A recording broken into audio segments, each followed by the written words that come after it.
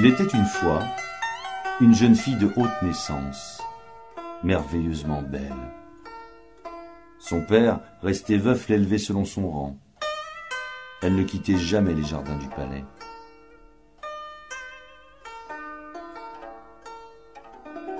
Elle étudiait le dessin, la peinture, la poésie, l'art des bouquets,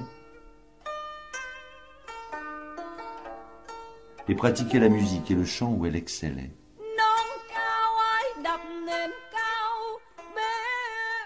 L'héroïne de ce conte n'est pas une blonde châtelaine du Moyen-Âge, mais une princesse vietnamienne de temps plus ancien. Son cœur était pur et son âme sensible. Parfois, au fil de ses rêves, elle contemplait par sa croisée la rivière en contrebas qui baignait le vaste domaine.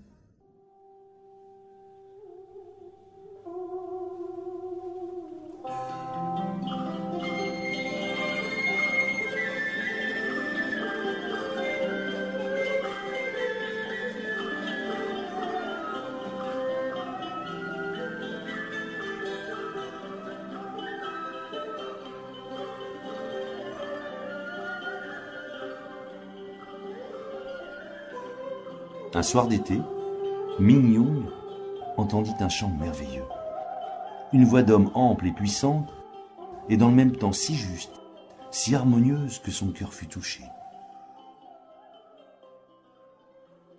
Elle aperçut dans le lointain un batelier qui maniait sa gaffe sur la rivière.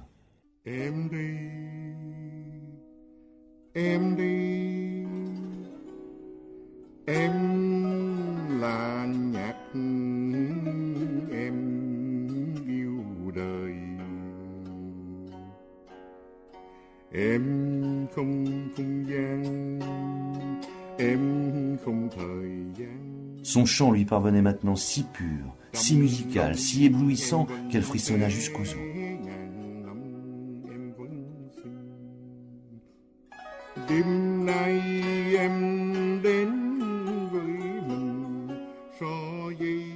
Jour après jour, elle prit l'habitude, quand le soir tombait, d'écouter la voix du pêcheur.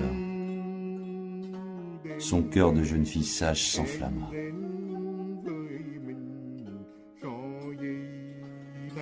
Et quand l'automne vint, le pêcheur s'en alla.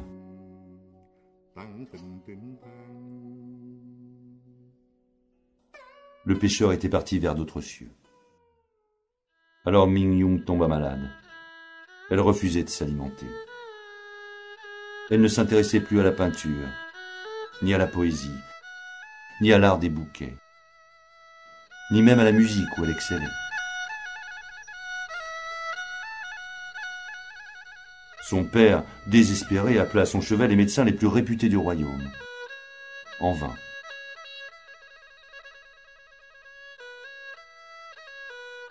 Son père, à force d'obstination et de prière, lui arracha son secret.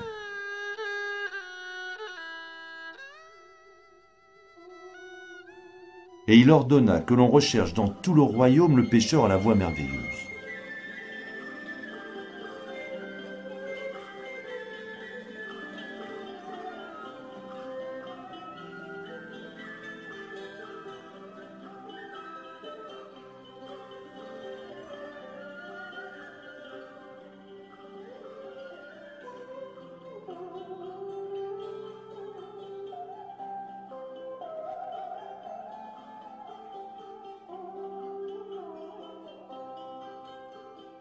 On le trouva.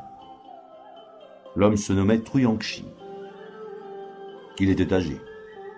Ses mains étaient abîmées par le lourd travail quotidien. Son dos était voûté. Son visage ridé, brûlé par le soleil, était presque difforme. Quand Ming Young le vit, elle fut effrayée. Son amour s'éteignit comme une bougie que l'on souffle. Elle reprit une vie normale, un peu plus triste, mais calme, paisible.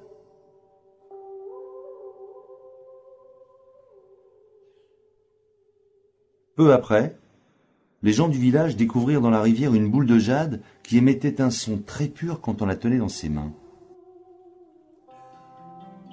Ils la portèrent au Seigneur. Celui-ci la fit tailler en forme de tasse de thé. et il offrit ce cadeau à sa fille à l'occasion de son 18e anniversaire. Un après-midi, la princesse Mingyung buvait son thé, et son âme romanesque s'envolait au-delà des murs du palais, quand il lui sembla apercevoir au fond de sa tasse la barque et le pêcheur. Elle crut entendre une voix d'homme ample et puissante, et dans le même temps si juste, si harmonieuse que son cœur fut touché.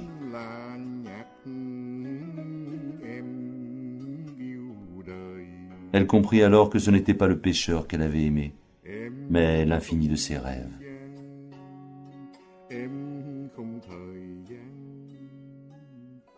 Tout est musique quand le cœur est prêt.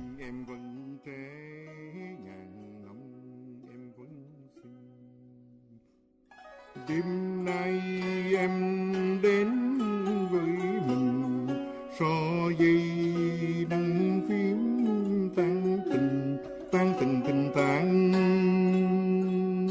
Đêm nay em đến với mình so dây đăng phím